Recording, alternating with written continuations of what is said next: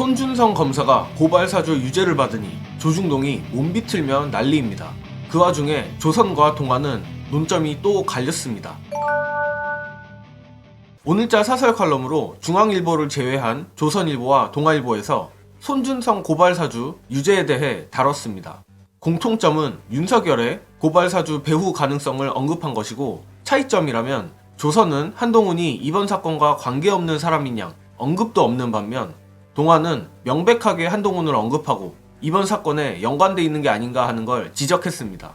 사설 일부를 읽어보면 손 차장검사는 윤 대통령이 검찰총장일 당시 대검 수사정보 정책관으로 최측근에서 보좌했다.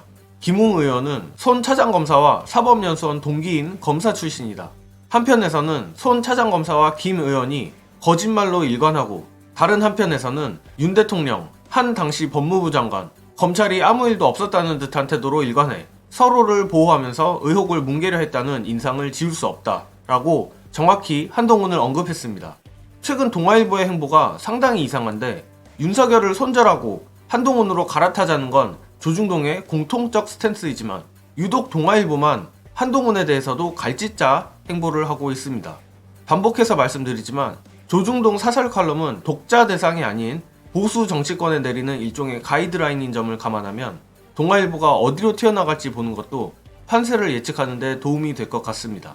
관련하여 윤석열뿐만 아니라 한동훈도 이번 고발사주 사건에서 빼박인 이유 보시고 이야기 이어가겠습니다. 고발사주 사건 관련해가지고 손준성 검사장한테 유죄, 그것도 실형 1년이 나왔습니다, 어저께. 근데 그 사건에 고발장에 적혀있던 피해자가 누구냐? 한동훈입니다. 김건희, 한동훈, 윤석열이 그 고발장에 들어있던 사람이에요. 당연히 기자들이 물어봤겠죠, 오늘. 입장이 좀 있으셔야 되는 거 아닙니까? 그랬더니 오늘 뭐라 그랬느냐? 자세히 보진 못했는데요. 1심 재판이고 하니까 더 지켜보겠습니다. 야, 저렇게 엄중한 사람이야. 아니, 심지어 아직 기소도 안 된 민주당 국회의원들 아직 조사도 안 받았잖아요. 근데 막 그렇게 얘기하잖아. 이미 확정된 것처럼. 손준성은 1심에서 실형이 나왔는데 완전 중범죄자 아니에요? 근데 왜 저렇게 얘기하느냐? 지가 승진시켰거든. 고발사주 사건으로 고발당해가지고 재판을 받고 있는데 그 손준성을 법무부 장관 하면서 자기가 승진시켜가지고 소위 그 검사의 꽃 검사장을 자기가 시켰단 말이야. 할 말 없거든. 징역 나왔지 않습니까? 장관님! 징역 나왔잖아요. 이거 뭐라 그럴 거야? 했더니 아직 1심이잖아요. 뿐만 아니라 이미 드러난 사실들만 봐도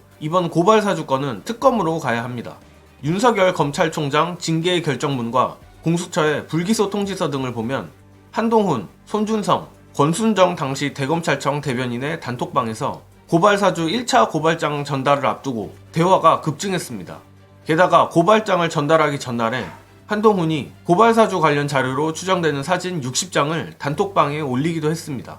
재밌는 건 한동훈과 손준성은 각각 부산고검, 대검이라는 다른 곳에서 업무를 하던 시기인데 사실상 다른 직장이나 다름없으니 업무 관련 카톡도 아닐 거고, 그렇다면 갑자기 추억이 떠올라 추억 소환 겸 사진 60장을 올린 걸까요? 누가 봐도 뻔하죠. 그런데도 공수처는 윤두창이와 한뚜껑이 대상 압색은커녕 소환 조사도 없었고 22년 5월 무혐의 처분을 했습니다. 아마 권력 눈치를 본 게 아닐까 하는데, 그렇기 때문에 이번 총선이 더 중요한 겁니다. 총선에서 압도적 승리를 해야 공수처도 다시 뚜껑이 수사에 돌입할 거고 기소를 하겠죠. 한동훈은 총선 후 미국에 갈 게 아니라 수사받으러 공수처에 가야 합니다. 앞서 말했듯 조중동이 몸비틀며 발악하는 건 고발사주건이 윤석열과 한동훈 라인 전체를 날려버릴 수도 있는 건이기에 윤석열만 담그고 끝내려는 것일 겁니다. 반드시 이번 총선 압도적 승리를 통해 저들을 빵에 보낼 수 있길 기대하며 이번 영상은 여기까지 하겠습니다. 시청해주신 여러분 감사합니다.